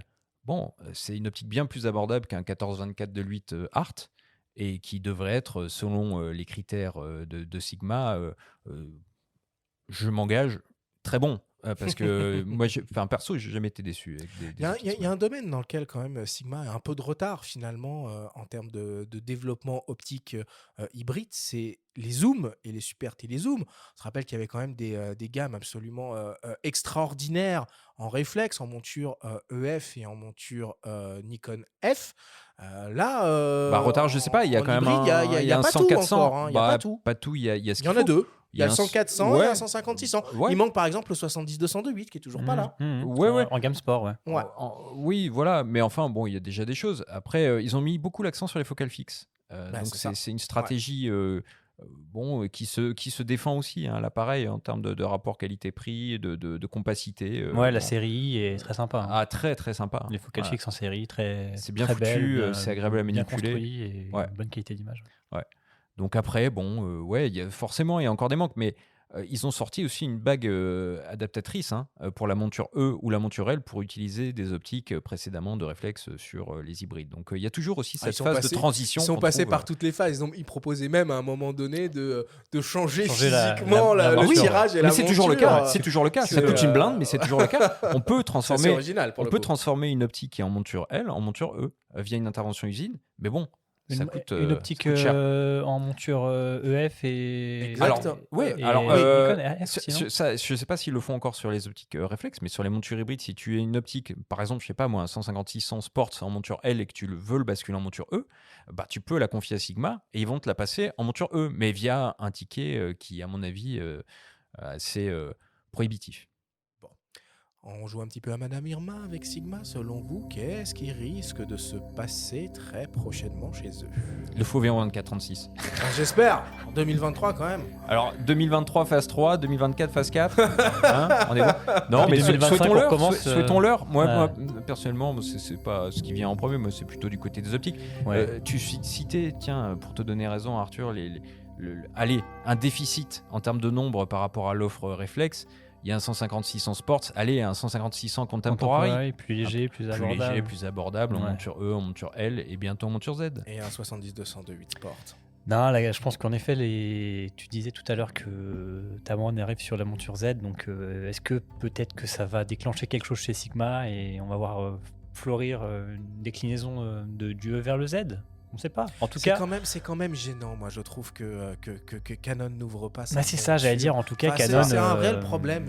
J'ai vraiment du mal à comprendre cette philosophie. Enfin, si je la comprends, évidemment, d'un point de vue commercial et marketing, mais c'est rude quand même. C'est rude. Quand on a habitué ces utilisateurs, ces photographes pendant des années à pouvoir trouver des alternatives chez d'autres constructeurs, et que là, au moment du passage en hybride, on leur dit la fête est finie, c'est dur. Mais est-ce que justement le fait que d'autres s'ouvrent, finalement ils vont pas se sentir un peu obligés de l'ouvrir, parce que sinon ils vont avoir pas mal de clients qui vont se dire peut-être que je vais voir ailleurs. Je m'engouffre dans cette parenthèse Canon, mais effectivement il va y avoir ça, certainement un effet domino, on peut en tout cas l'espérer, et puis en attendant il faut quand même reconnaître que Canon c'est assez impressionnant, tout ce qui sort, il commence à avoir une gamme RF.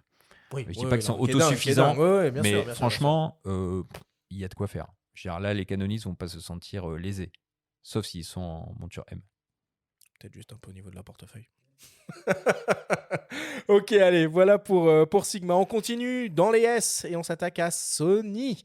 Pionnier des hybrides 24-36 mm. On s'est entretenu de nouveau avec Fabrice Abouaf de Sony France et lui avons demandé comment Sony comptait rester leader du marché après l'arrivée fracassante de Canon et Nikon ces dernières années sur le marché de l'hybride 24-36 mm. On l'écoute.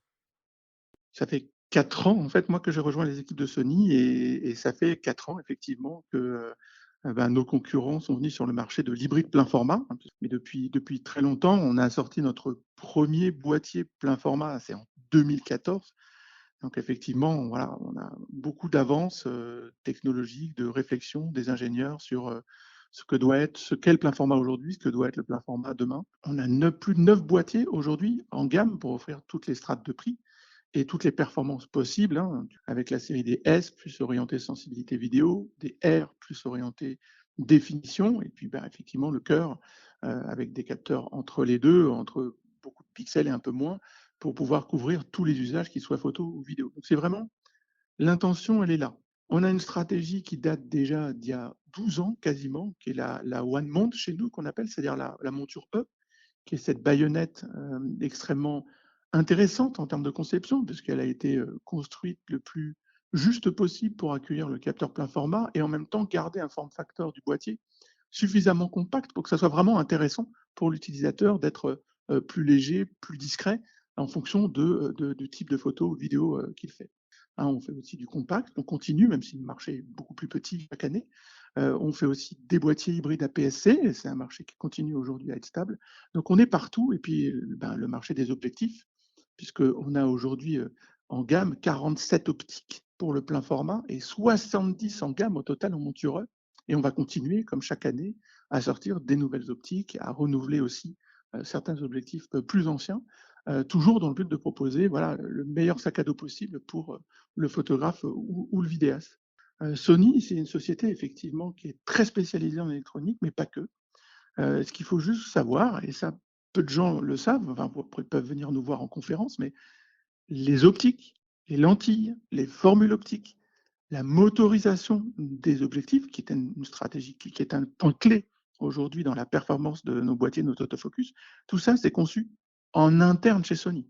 Le capteur, j'en parle même pas, on est toujours fabricant numéro 1. Le processeur aussi, les viseurs aussi, et les châssis des boîtiers. Le fait qu'on puisse concevoir tout en interne, ça veut dire que les ingénieurs des différentes parties de l'appareil photo, objectif, capteur, viseur, se parlent entre eux et conçoivent les appareils et les objectifs de demain pour qu'ils aillent bien ensemble.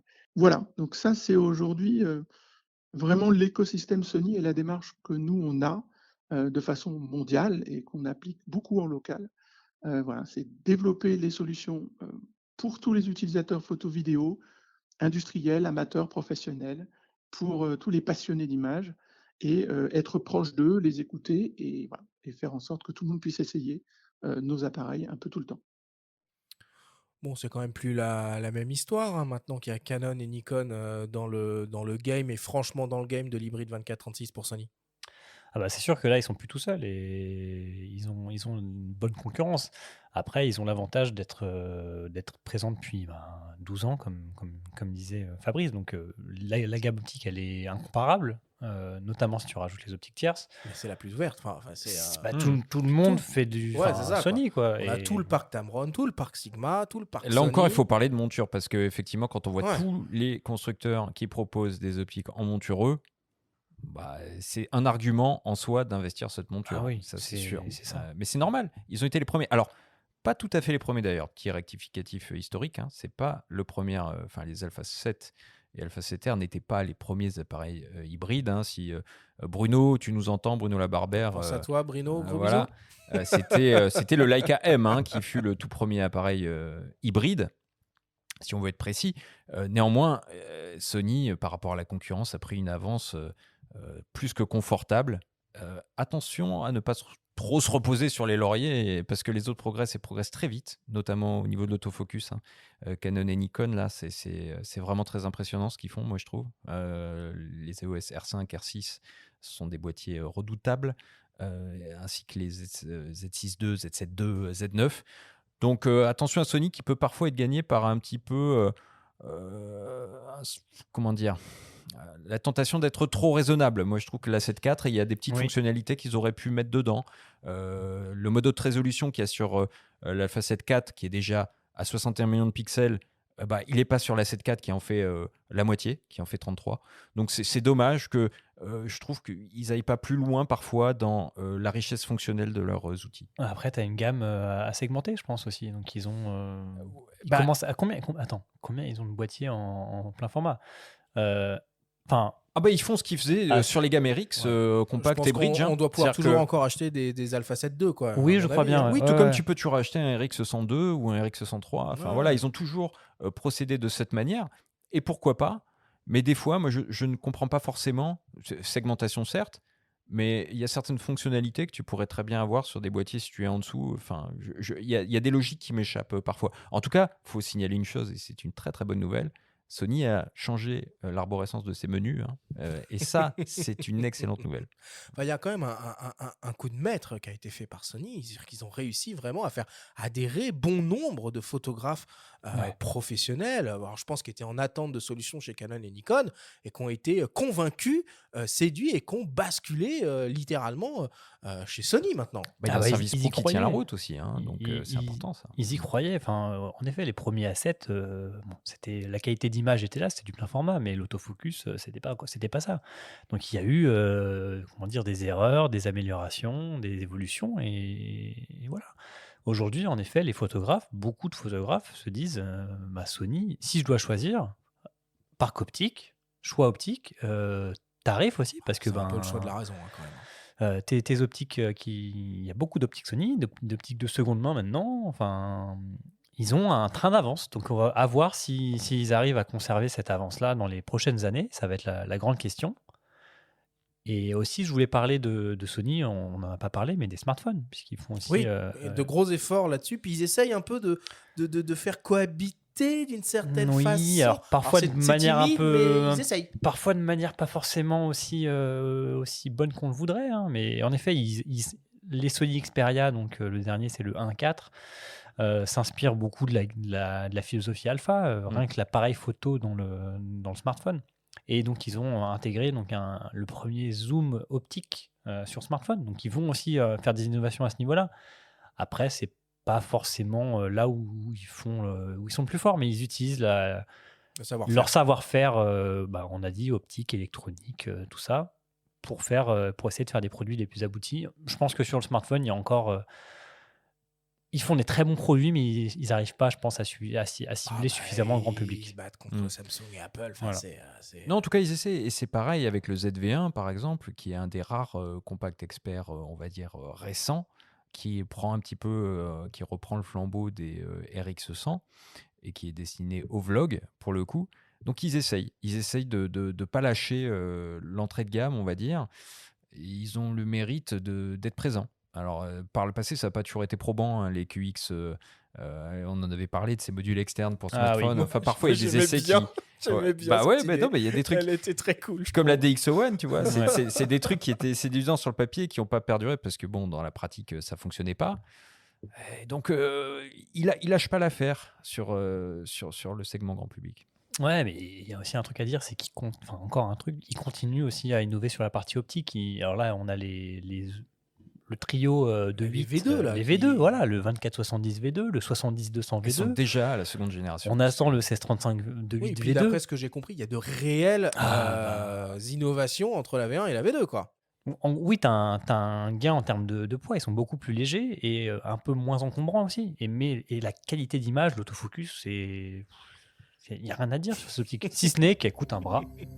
Et ça nous amène aux prédictions. Hein, Et parce ben que, c'est ça, parce que le cycle de renouvellement des produits Sony, maintenant il y a un peu d'ancienneté, donc on peut facilement se dire que il manque un boîtier, que le prochain boîtier sera très probablement la série R, l'Alpha 7R, donc Mark V. Du coup, est-ce que vous pensez qu'avec ce boîtier, ils vont franchir la barre symbolique des 100 millions de pixels? Alors moi je dirais ils vont pas t'en sortir un, mais ils vont t'en sortir 3 en même temps. Oh là là là là là là là. Ils vont renouveler 3 gammes en même temps, ils sont capables chez Sony de faire ça. Alors vas-y. Non, mais potentiellement, je sais pas, mais alors l'A7S, il est récent, l'A7S III, mais bon, l'A7C, hein, ça fait un petit moment qu'il a C'est été, vrai. qu'il a été lancé, donc pourquoi pas un A7C 2 qui s'inspirera de l'A7 IV. Euh, l'A7R 4, bah, ils ont réussi à allier haute définition et réactivité. J'ai envie de dire qu'ajouter de plus. Peut- Et l'A7A, t'as l'A9 II qui cohabite avec la 1. Enfin, voilà, il y a beaucoup de choses, hein, donc c'est dur de. On est, Je on, sens que Benjamin est inspiré. on est toujours inspiré. Bon, quand on parle là, de Sony et d'hybride, on peut que être inspiré parce qu'ils nous ont prouvé par le passé qu'ils étaient capables de faire des choses assez formidables. Donc moi je dis, constructeur de moyen format, tremblez. Parce que je pense, moi je les vois arriver avec un A7R probablement de 5e génération, hein, et puis on va utiliser le conditionnel parce qu'à l'heure qu'il est, on n'a pas d'infos encore fiables. Mais on peut imaginer qu'ils battent un record de pixels ou qu'ils aillent à 80 peut-être. Pourquoi pas 100, ça marquerait les esprits pour taper, enfin au moins au niveau marketing, taper un peu et mettre le pied sur les plates-bandes du moyen format. Mais oui, ils en sont capables, et puis en renouvelant, comme on l'a vu, les optiques et en les passant en version 2, ils préparent le terrain aussi de la très haute définition, hein, qui est déjà là, quelque part, avec les 61 millions de pixels de la facette R4, qui lui a un mode de haute résolution qui peut aller encore bien au-delà. Ils sont prêts. Voilà donc pour Sony. Bon, on commence à s'approcher de la fin, messieurs. On va terminer avec un opticien, Tamron, qui est en très grande forme en ce moment. Ils ont annoncé récemment beaucoup de nouveaux objectifs. Ils ont ouvert des montures. Enfin, ils sont très en forme. On s'est entretenu avec le président de Tamron France, Jean-Christophe Thierry, et on lui a demandé qu'il nous parle tout simplement de la stratégie qu'avait Tamron sur le développement de ces nouveaux produits. On l'écoute. Oui, alors notre stratégie de déploiement sur d'autres montures que la monture E, nous, aujourd'hui, on communique avec le marché, on discute, on échange des photographes amateurs, des photographes avertis, et on obtient des souhaits. Et ces souhaits, qu'est-ce qu'on fait avec? Eh ben, on les envoie au bureau d'études, et le bureau d'études regarde leur pertinence et réalise des produits. Donc effectivement, on a un 150-500 en monture X qui vient d'être annoncé. Précédemment, le 18-300, le 17-70, et puis là, une véritable bombe, une annonce comme on aime bien chez nous, chez Tamron, le premier fabricant d'optique tiers, on va dire, qui annonce une optique en monture Z avec le 70-300 Z. Donc voilà, donc on a reçu énormément de sollicitations de la part des utilisateurs, de la part de la distribution et de la part de la presse pour savoir plus sur qu'est-ce qui va se passer avec ces optiques. Donc voilà. Mais je peux pas évidemment te dire ce qu'on va faire, mais je peux te dire que ça va être encore plus passionnant l'année prochaine, qu'on va être sur un rythme de sortie qui sera identique et qu'on va vous surprendre. Voilà. Après, sur eux, en Sony, on a des objectifs qui sont des véritables ovnis. Je parle surtout du 35-150 f2 de 8, qui est un objectif incroyable qui a séduit un grand nombre de professionnels et qui est vraiment adapté à une nouvelle façon de photographier, de la qualité, de la mobilité, de la réactivité. Mais aujourd'hui, ce qu'on nous a demandé, nous, c'était finalement de rendre ces objectifs plus personnels, de pouvoir leur donner des ordres d'une manière simple et vraiment adapté aux utilisations de chacun. Donc Tamron Lens Utility, et avec ce soft, tu vas pouvoir paramétrer, personnaliser en fonction d'un grand nombre de paramètres les fonctionnalités des objectifs Tamron. Donc on se différencie par le cœur, je vais dire, en ayant écouté les utilisateurs. Et en fait, j'ai envie de dire, venez nous voir au salon de la photo et de venir discuter avec nous. Il n'y a rien qui nous fera plus plaisir que ça. Moi, il y a un truc que j'aime bien chez Tamron récemment, c'est qu'ils essayent un peu de sortir des sentiers battus et de proposer des optiques un peu inédites, un peu originales. Alors, ils ont fait un 35-150 mm f2 de 8, et là, ils viennent d'annoncer un 50-400 mm. C'est pas mal, je trouve, quand même, comme stratégie pour se démarquer, ça. Oui, c'est pas nouveau en fait que Tamron fasse ça. Ils ont toujours été un peu à la recherche du pas de côté en fait par rapport à ce qui existait déjà. Alors surtout sur la gamme Sony, hein, on a toujours eu on en a parlé tout à l'heure, hein, les 28-75 de 8 ou le 17-28. Enfin, essayer de faire des focales un peu différentes pour avoir des optiques plus compactes, plus légères et avec une construction optique qui était cohérente. Donc c'est bien joué de leur part. Là, oui, en effet, il y a pas mal de nouveautés, hein. J'ai compté, je crois qu'on est à 5 nouveautés depuis le début de l'année. À mon avis, d'ici la fin de l'année, on a encore des choses à voir, donc c'est intéressant. Ouais, c'est impressionnant. Et puis, c'est surtout les rapports de grossissement de leurs optiques qui sont hyper intéressantes. C'est que tu as un 50-400, mais à 50 mm, tu peux vraiment aller hyper près. Donc, on n'est pas encore sur de la macro, mais tu es sur de la proxy. Donc là, les photographes de nature ou de animaliers vont regarder ces focales-là de très très près, pour le coup. Mais c'est vrai que, par contre, on attend des optiques macro peut-être un peu chez eux. Petit teaser par rapport au son de la photo. Nous, on sera donc sur le stand Tamron pour montrer notre test du 50-400 puisqu'on est en train de le tester. Et je peux pas en dire plus pour l'instant, mais voilà, allez, venez voir. Il nous fait des teasers. Mais c'est bien, c'est bien. Venez voir la conférence. Alors, faut s'inscrire sur le C'est site. une conférence et un workshop, si j'ai bien C'est compris. une conférence et un workshop après, mais donc c'est place limitée, donc faut s'inscrire sur le site, par email. Vous avez les infos sur le site de Tamron ou Phototrend. Ouais. Bon, ils sont hyper actifs, hein. Ils se développent très rapidement sur la monture Fujifilm X. Ils sont pionniers sur la monture Z. Et moi, il y a un truc. Bon, alors ça peut peut-être paraître un peu anecdotique, mais moi, je trouve ça intéressant. C'est toute cette idée. Donc, Jean-Christophe en a parlé dans son témoignage d'options de personnalisation des optiques. À ma connaissance, c'est quand même les seuls à proposer ça de cette manière-là, en tout cas. Je trouve que ça va dans le bon sens.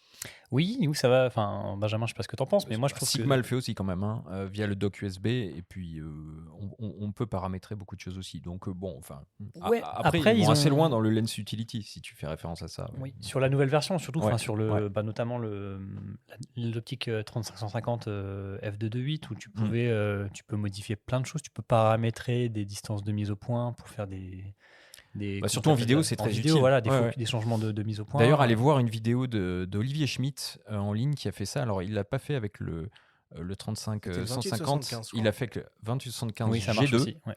Ça marche super bien. Il montre en pleine forêt comment il utilise ce soft sur son ordi et il met des plans de transition zone flou net. Enfin, c'est assez remarquable. On comprend bien à quoi ça sert. Surtout, ouais, quoi. c'est très bien foutu.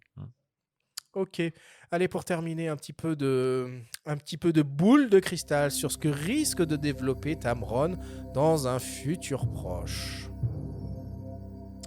Benjamin, tu avais évoqué une hypothèse. Un souhait. Un souhait, pardon. Non, un souhait, oui. Moi, je trouve que j'aimais bien leur 90 mm macro, moi, en monture réflexe. Je trouvais que c'était une... la macro, on hybride là. Ouais, je trouvais que c'était une bonne optique. On parlait de rapport de grossissement tout à l'heure. Ils le font sur leur focale fixe, hein, en monture E, qui propose une belle optique macro, ce serait sympa. Pourquoi pas. Puis moi, alors, 150-600, le 150-500, c'est une très belle optique, il n'y a pas de problème. Moi, je suis plus 150-600, voilà.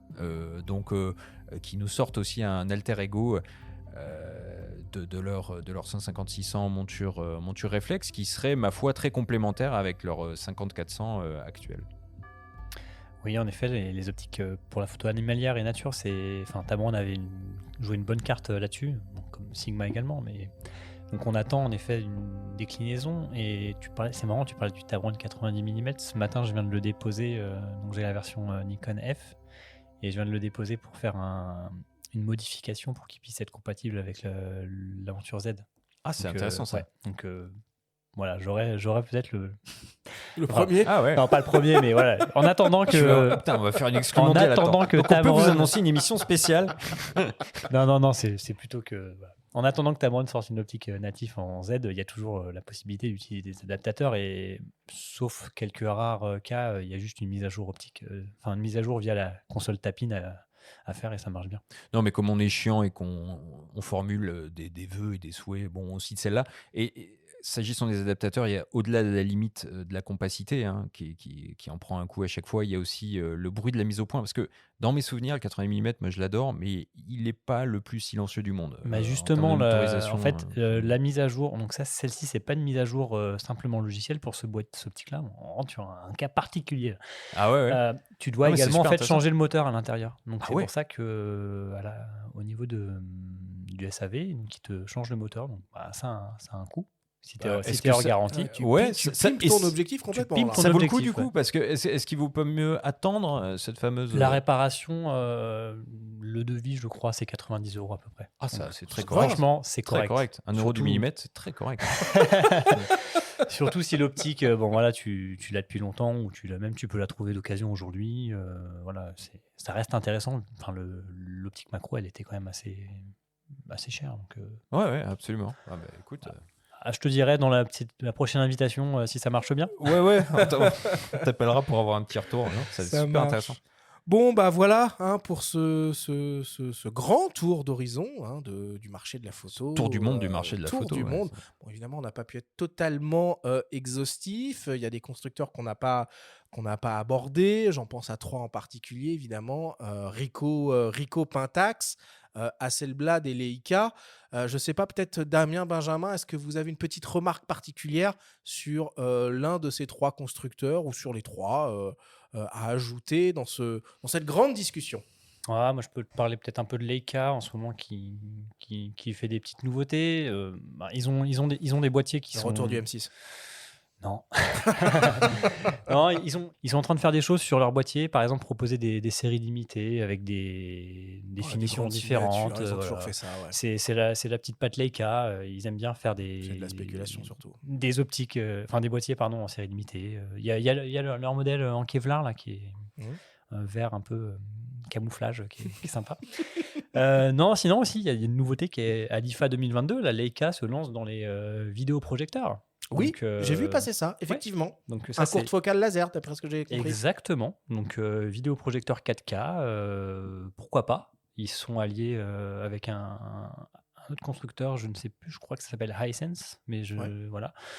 Ils tirent partout les cas, ils sont dans 12 milliards de smartphones. Ils sont aussi sur les des smartphones, montres, voilà. enfin, Ils utilisent en fait leur expertise. Et là, dans le cas du vidéoprojecteur, il y a des lentilles asphériques à l'intérieur et j'imagine qu'une construction optique qui doit permettre d'avoir un image piqué dans ton extraordinaire. image que tu vas voir au cinéma. Ça marche. Oui, puis c'est vrai qu'on n'en a pas parlé, mais il y a quand même des boîtiers hybrides plein format en monture L chez Leica, quand même. Bien sûr.